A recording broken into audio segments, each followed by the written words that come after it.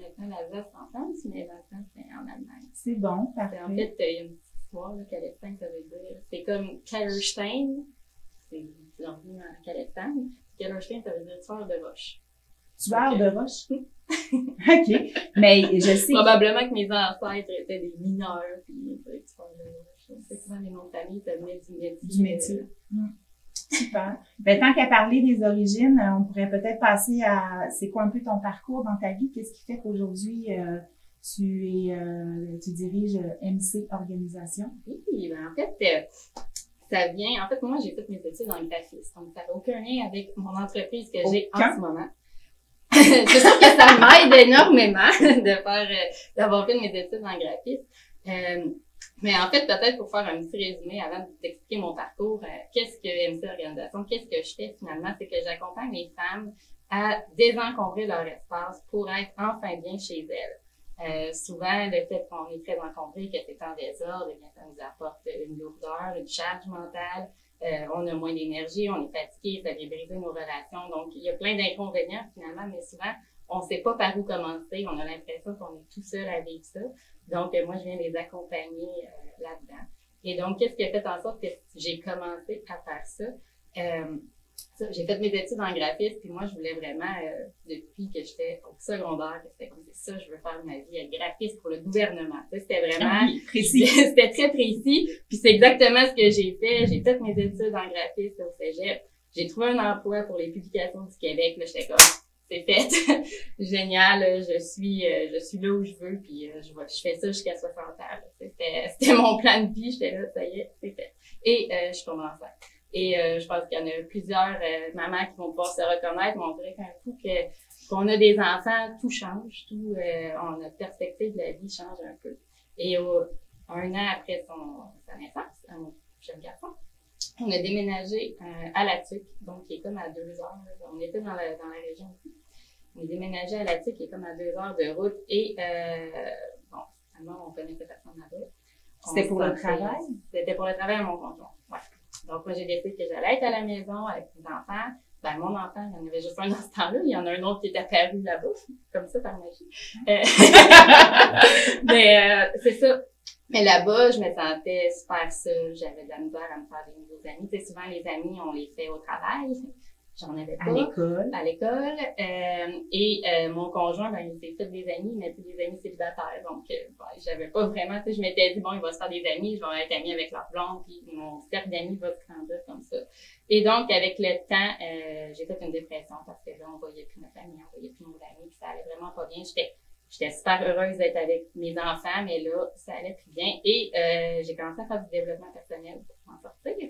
Et c'est là qu'il y a un exercice que j'ai fait, j'ai eu le flash, que j'ai toujours aimé l'organisation, que j'ai toujours aimé le désencombrement. On dirait que, tu sais, c'est rare qu'on va se dire, oh, toute la passion, c'est quoi, puis qu'on va dire le désencombrement. Souvent, c'est la chose qu'on repousse puis qu'on déteste, là. Donc là, j'ai eu ce flash-là, puis je me suis dit, ben, moi, j'ai pas de difficulté avec ça. Tu sais, souvent, on voit que les parents avec les enfants, c'est le bordel dans la salle de jeu, puis on peut pas s'en sortir, puis c'est une petite à passer, puis moi, ben, c'était jamais le bordel chez nous avec les enfants. J'ai pris conscience que justement, j'avais pas de difficulté à me détacher des objets, et tout ça. Fait que là, je me suis dit, ben, il y a peut-être quelque chose finalement en moi qui fait que j'ai de la facilité à ça, puis que je pourrais le partager avec les autres, parce que c'est toujours quelque chose qui m'a intéressée finalement, de partager ce que je vivais avec les autres. Et là, j'ai commencé à parler avec des gens. Est-ce que ça vous intéresserait? Est-ce que je viendrais vous aider dans le processus? Et ça fonctionnait. Les gens étaient vraiment contents, satisfaits. J'ai vraiment découvert cette passion-là. Et là, depuis ce temps-là, ça n'arrête plus. Là, j'en mange. Donc, quand tu as commencé, tu allais chez les gens? Oui, au début, j'allais chez les gens. T'aider à prendre des décisions, à trancher physiquement. Ouais. Donc, tu peux passer une journée complète avec quelqu'un. Oui. Oui. Oui, on a fait des belles choses. Il y en a qui ça a pris 3 jours, tu sais, que j'y allais. Ouais. Excellent. Puis aujourd'hui, tu n'es plus à La Tuque?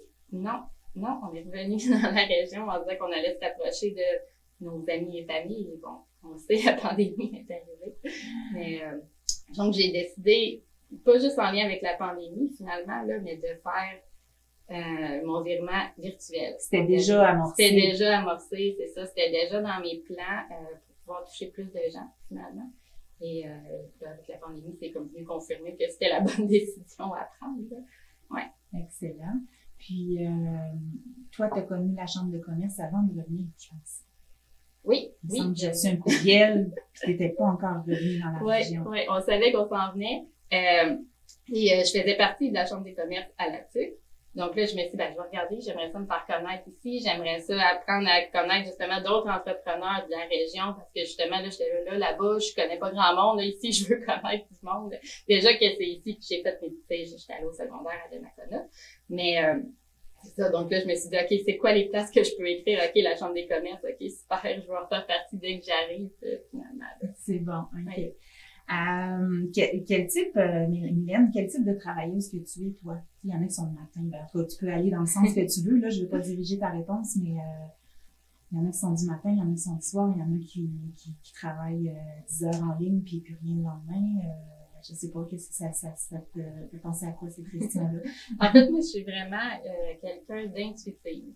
Si un matin, je le sens pas, que je suis pas créative, ça me bloque, je le fais pas. Je fais d'autres choses pour aller rechercher cette énergie-là. Donc, je vais vraiment avec comment je me sens. Est-ce que j'ai envie de créer aujourd'hui? Je vais créer parce que si on suit notre instinct, justement, comme ça, on va être beaucoup plus productif dans ce qu'on va faire, finalement, plutôt que de forcer. Si je me dis, il faut absolument aujourd'hui que je fasse ça, je vais le faire peut-être des fois à reculons, puis ça sera pas aussi bien que si je me sens dans l'énergie de le faire. Donc, je vais vraiment, si j'ai envie de travailler très tôt le matin, je vais travailler très tôt le matin. Si j'ai envie de travailler très tard le soir, parce que c'est là que les idées viennent, je vais le faire. C'est ça, dans notre collaboration, tu m'écris souvent le soir. Ouais, c'est souvent le soir qu'elles viennent mes 1001 idées. Comment t'es arrivée à te donner cette permission-là? Parce que j'imagine que quand tu travaillais pour graphiste au gouvernement, tu avais un horaire. Oui, c'est sûr qu'on avait au gouvernement un horaire variable, donc pas super variable. Je peux pas dire je rentre pas aujourd'hui, là. Mais il y avait quand même une petite flexibilité. Donc ça, j'avais vraiment aimé ça. Puis je me suis donné la permission parce que je le sais que ça va être bénéfique pour mes clients, pour les gens qui me suivent, d'y aller vraiment avec ce que j'ai envie de faire et non de le faire par force. Mais c'est sûr que des fois, on se tape un peu dessus parce qu'on dit aujourd'hui, j'aurais peut-être dû faire ça, mais j'ai appris à laisser aller ça et à me dire que c'est pour le mieux, autant pour moi que pour les autres, mon chum, mes enfants aussi, finalement. Puis c'est un peu pour ça aussi qu'on devient, je pense, entrepreneur quand on crée notre entreprise, c'est pour avoir cette liberté-là, cette flexibilité-là. Mais on dirait que des fois, on se l'autorise pas. Parce qu'on pense qu'on est paresseux. C'est ça. Puis on se dit, l'autre qui va travailler de 9 à 5, moi aussi, il faut que je rentre dans ce moule-là. C'est comme si on devient entrepreneur pour sortir du moule, mais au final, on revient dans ce moule-là. Donc, moi, je me donne la permission de pas tout être au moule. C'est merveilleux. Moi, j'admire ça, en fait, là. Moi, je me suis pas vraiment autorisée ça dans ma carrière. Puis, je commence à le faire, en fait. Mais dis-moi aussi, qu'est-ce qui, selon toi, rend ton entreprise unique? Je pense que justement, le fait que je suis très authentique, ça aide beaucoup. Ça fait en sorte que les gens se donnent la permission aussi. J'ai un groupe sur Facebook, on est plus de 3000 personnes. Puis les gens, c'est vraiment ce qu'ils apprécient, mon côté authentique, que je vais vraiment leur parler des vraies choses, de ce que je vis. Si j'ai un moment plus difficile, je vais en parler pour qu'ils sentent qu'ils sont pas tout seuls, justement, à vivre ça. Et le fait que je suis de façon virtuelle aussi, je pense que ça vient donner un peu son unicité à mon entreprise. Est-ce qu'il y a des outils qui sont essentiels à ton travail ou à ta vie? C'est sûr, mon ordinateur, mon téléphone, étant donné que je suis virtuelle, si je les ai pas, il se passe pas grand-chose. Puis mon café, c'est assez essentiel. Mon café le matin, ça fait partie de ma petite routine. Mais à part ça, sur l'ordinateur en tant que tel, j'utilise des logiciels d'Adobe. Avec ma formation de graphiste, ça m'a suivi. Puis les réseaux sociaux sont aussi un outil assez essentiel dans ce que je fais. J'utilise aussi le logiciel Notion pour m'aider à organiser. C'est un logiciel de gestion de projets, de travail. Donc, ça, c'est un outil que j'utilise. Qui ressemble à quoi? Parce qu'il y en existe une panoplie. Il y a Asana. Oui. Ça ressemble un petit peu à Asana. Je ne le connais pas beaucoup, Asana, mais c'est similaire, mais je le trouve plus intuitif, puis je trouve qu'on peut y aller plus de façon créative. Moi, c'est quelque chose que j'ai besoin, que ça soit très créatif, que j'aille. Fait que ça, c'est un outil pour développer des idées, des projets dans le détail, dans le détail, puis créer l'agenda. Ouais, on peut faire un calendrier. Moi, je l'utilise pour ma création de contenu sur mes réseaux sociaux parce qu'on peut le faire autant par dire, par catégorie. Donc, de dire, OK, ça, c'est mon idée. Maintenant, elle est écrite. Maintenant, j'ai fait l'image. Ça va être publié à tel moment. On peut le voir sous forme de calendrier aussi. OK. Donc, là, de dire, ah oui, cette journée-là, j'ai rien prévu. Il faudrait que je me cache avec ce que je fais. Donc, c'est ça, c'est pour mon programme d'une durée de 8 semaines, mais qui risque de changer prochainement parce que je pense que c'est aussi que les gens apprécient, c'est que je m'adapte et j'évolue avec ce que les gens ont besoin, finalement. C'est pas, je fais ça, puis c'est le même, puis tant pis pour vous autres si ça vous va pas, là. Mon objectif, c'est de les aider. Donc, je m'adapte. Si on a des personnes qui sont curieuses ici, ils peuvent te trouver comment? On sait que c'est sur Facebook, c'est sur Instagram, mais c'est quoi le nom de ta page? Oui, ma page, c'est MC Organisation, qui va peut-être changer aussi, mais c'est MC Organisation. Et mon groupe, c'est Les Encombrés, Désirs Épurés. Donc, c'est vraiment là qu'il y a le plus de contenu. Finalement, je publie tous les jours depuis presque 1 an. C'est incroyable. T'es une machine. Moi, je te vois aller, t'es une machine. Et puis, ce qui est le fun avec le groupe, justement, c'est que ça crée une communauté de gens qui se ressemblent et qui vivent les mêmes choses. Donc, c'est vraiment ça qu'on vient de dire. Puis moi, ben, je viens donner toujours des astuces, des trucs sur ce groupe-là. Donc, c'est majoritairement là qu'on peut me trouver. Je suis sur Instagram aussi, je suis partout. Mais je suis vraiment plus sur Facebook. Oui. Ouais. Je pense que c'est ta clientèle. C'est plus facile de travailler ce que tu fais sur Facebook aussi, déjà avec des lives, des choses comme ça, là, tandis que Instagram, c'est vraiment plus pour comme des flash pubs, là. Ouais. Est-ce que tu as des trucs à donner à nos entrepreneurs ou aux gens qui nous écoutent pour améliorer leur productivité? Ça peut être dans la maison, ça peut être adapté à ce que tu connais ton programme, ça peut te donner un exemple, ou ça peut être aussi, ta réponse pourrait aussi être en rapport avec l'entrepreneur que tu es. Oui. Moi, ce qui m'aide vraiment quand on est, c'est sûr, entrepreneur de chez nous, c'est de se fixer des objectifs par jour. Souvent, je me fixe 3 objectifs par jour. Ça, c'est vraiment ce qui m'aide à être le plus productif parce que souvent, on a la liste qui finit plus de finir de choses qu'on veut faire, puis là, on est découragé, puis ça avance pas. Fait que moi, je me mets vraiment 3 objectifs par jour dans ma journée. Il faut absolument que ça soit fait. Après ça, le reste, tant mieux. Mais si je le fais pas, je me tape pas dessus, mais je me fixe 3 objectifs réalistes aussi. Oui. Je prends le temps, justement, d'avoir fait cette liste-là. Je trouve que c'est important de prendre le temps de se vider la tête et d'écrire qu'est-ce qu'on a, ce qu'on veut faire. Après ça, on peut voir est-ce que j'ai vraiment besoin de le faire. Donc, on veut désencombrer notre liste de choses à faire. Des fois, il y a des choses qu'on peut déléguer, il y a des choses que, OK, mais on n'a pas besoin de le faire. Après ça, c'est aller par priorité. Ouais, ça me fait penser que j'ai toujours une pile, moi, comme à classer, puis que quand je finis par la classer un mois plus tard, ça va presque tout à la filière 13. J'essaye de prendre l'habitude de le faire, d'y penser, en fait, puis de dire, bon, dans un mois, ça va là, de toute façon, je vais le mettre tout de suite, tu sais. Donc, ça va dans ce sens-là. Ton meilleur truc pour sauver du temps? Pour sauver du temps, ben c'est sûr que de faire les priorités, ça nous aide à sauver du temps. Mais je pense que de vraiment analyser où va notre temps. Oui. Souvent, on s'en rend pas compte, mais on passe beaucoup de temps sur les réseaux sociaux, entre autres. J'ai déjà fait, moi, carrément sur Excel, je marquais pendant une semaine, j'ai marqué tout ce que je faisais, puis je me suis fait un tableau sur Excel avec des pointes de temps. J'avais l'impression que j'avais pas de temps de qualité, en fait. Ouais. Puis c'est ça que je voulais gagner. Fait que là, j'ai mesuré ça, puis finalement, c'était possible, mais j'ai vu où je perdais mon temps, où c'était moins prioritaire. C'est important de le faire, mais c'est important après ça de passer à l'action. Oui. Puis de comprendre aussi pourquoi notre temps va là. Si on est beaucoup sur les réseaux sociaux, pourquoi on est beaucoup sur les réseaux sociaux? Est-ce que c'est juste parce que c'est tentant et il est à côté de nous? Il y a une raison cachée en arrière de ça. Moi, c'est souvent ça que je vais amener à tout le monde, de prendre le temps d'analyser. Je trouve qu'on le fait pas nécessairement souvent. On va vouloir changer une habitude, mais on va pas se demander pourquoi on avait cette habitude-là. Donc, elle va revenir parce que on n'est pas allé à la source du problème. Donc, c'est beau d'analyser justement, OK, je perds mon temps là, mais pourquoi je le perds là? Puis qu'est-ce que je pourrais faire pour aller combler ça d'une autre façon. C'est ça. Moi, en design intérieur, il faut que je désactive toutes les notifications quand je travaille sur un plan, puis que je ferme toutes les sonneries. Avec la direction de la chambre de commerce, c'est un peu autre chose finalement. C'est plus on the spot, mais je vois que des fois, c'est difficile à gérer aussi. Donc, je vais y repenser.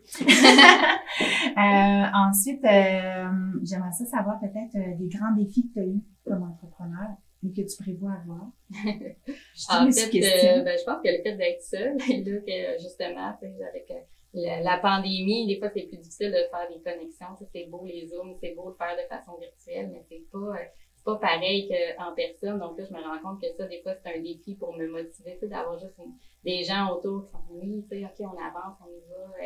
Moi, je suis quelqu'un qui a beaucoup d'idées puis qui en donne beaucoup. Mais des fois, tu sais, d'avoir un retour puis de pouvoir collaborer justement comme on fait. Tu sais, ça, c'est un défi, là, justement, de me sentir parfois un peu seule. Oui. C'est bon, ben, je suis contente de t'avoir sorti de chez toi ce matin. Oui, puis tout ce qu'on a bâti ensemble, en fait, par rapport à ton projet, on l'a tout fait virtuellement aussi, là, donc, bon. D'être patiente, je pense que ça aussi, c'est mon défi. Être patiente. Être patiente, parce que j'ai comme envie que tout se fasse là. J'ai justement un projet qui s'en vient d'abonnement. Donc, d'abonnement mensuel, donc à chaque mois de donner du contenu, on va avoir une thématique par mois. Par exemple, la cuisine, là, tu vas avoir une formation sur la cuisine, tu vas avoir un défi à chaque semaine, on va avoir une rencontre virtuelle où tu vas pas poser tes questions et tout ça. Je m'en allais avec ça, c'est la patience. La patience, voilà. J'aimerais ça que ça arrive là. Oui. J'aimerais ça commencer ça là. J'aimerais ça, tous les projets que j'ai en tête, parce que j'en ai. Je pense que tu veux écrire des livres. Oui, j'aimerais ça écrire des livres. J'aurais aimé ça avoir une émission, un jour, peut-être, de désencombrement. Donc, j'ai mille et une idées, puis j'aimerais ça qu'ils se réalisent toutes là. Donc, de prendre mon mal en patience pour vraiment bien faire les choses. Je travaille énormément sur ça, pas lancer tout sur un coup de tête, puis là, après ça, devoir réajuster, puis ça fonctionne pas autant, là, de prendre mon temps. C'est un défi, un combat quotidien. C'est ça. Faut que tu contrôles la croissance de ton entreprise. C'est ça. Parce que déjà là, ça s'est passé assez vite. On était à peu près 600 membres sur le groupe au début de l'année. Là, on est rendu plus de 3000. Donc, déjà là, je trouve que c'est allé rapidement. Faut s'adapter. Ça va bien. Ça va bien. Je pense que ce sera peut-être pas toujours d'actualité quand vous allez regarder la capsule, mais je pense que tu as une cohorte qui va partir, qui part à la fin novembre. Les cohortes, ça va plus aller au mois de janvier, probablement. C'est en train de se changer, là. J'en ai une qui se termine. J'ai une formation gratuite en ce moment qui se passe sur mon groupe pour comprendre pourquoi on repousse toujours. Mais je sais pas au moment de la diffusion, ça va être terminé. Mais de toute façon, même s'il est terminé, ça va être disponible dans le groupe. En fait, il y a un onglet formation gratuite que j'ai créé. Donc, tout le contenu que je mets en ce moment pour cette formation-là sera disponible. Donc, même si on n'est pas pendant la période de la formation, ça va être encore possible finalement de la faire. C'est bon, excellent. Écoute, en terminant, Mylène, à moins que tu aies autre chose à dire que j'ai pas pensé te poser comme question puis qui pourrait être pertinent. Moi, je suis prête à brainstormer. Il y en a qui j'ai toujours plein d'idées. Il n'y a pas de problème. En fait, je t'inviterais à figer un petit mot dans mon pot que j'ai désinfecté tout à l'heure. Oui, j'ai bien ça. Puis, tu peux en prendre un qui est n'importe lequel, le lire, puis tu pourras, si tu as envie de nous partager quelque chose par rapport à ça, je te laisse libre. En attendant, peut-être vous dire, il y en a d'autres capsules qui sont faites, il y en a d'autres qui vont être à venir, puis donc surveillez toutes nos capsules, mais on a entre autres quelqu'un de la brasserie La Fosse à Donnacona qui va, on va avoir une capsule avec une personne de La Fosse. En fait, on va avoir aussi Concept Gourmet qui est traiteur. On a Sushi Nagano aussi. Et puis, donc, surveillez. Il y a plein de capsules, là, qui se mettent en ligne. C'est difficile, hein? C'est fait maison. En tout cas, je vais mériter. Oui, tu vas mériter ton parce que là, je veux pas déchirer le papier non plus. J'avais pas pensé te dire d'affiler tes ongles. C'est ça, parce qu'ils sont quand même un peu longs, mais... Non, c'est beau, ils sont difficiles. C'est fait maison. Mon idée, c'était d'acheter un pot de petits mots pour l'émission. Ça va se faire. Masking tape la prochaine fois. C'est comme moi. Je vais le faire à tout le monde. J'y arrive. Alors, tu fais travailler ma patience. Hein. Je disais tantôt que c'était ça que... OK. J'ai aucune idée de ce que tu vas découvrir. Moi non plus. C'est pas moi qui les ai faits, c'est un cadeau que j'ai reçu de ma sœur, en fait. Sinon, c'est roulement de tambour. J'y arrive. On y arrive. Ah, tu peux le déchirer un petit peu, les noms sont écrits au centre. Je pense que... OK. Je l'ai. J'espère que ça va valoir la peine. Une amitié est comme un trèfle à 4 feuilles. Difficile à trouver et chanceux de l'avoir. c'est drôle parce que j'ai trouvé 2 trèfles à 4 feuilles cet été. Wow! Dont un qui est dans mon bureau, je l'ai pas dit tantôt, mais il y en a un dans mon bureau. OK, des vrais trèfles à 4 feuilles. Je pensais que tu avais trouvé 2 amis cet été. Ah, ben, aussi. Cette année, justement, avec mes collaboratrices, j'ai développé des belles amitiés. Et j'ai trouvé des vrais trèfles à 4 feuilles aussi. C'est bon. Ouais. Mais merci beaucoup, Mylène, de nous avoir partagé qui tu es. Puis au plaisir de continuer à collaborer puis de te faire connaître. Merci. Saint-Machin.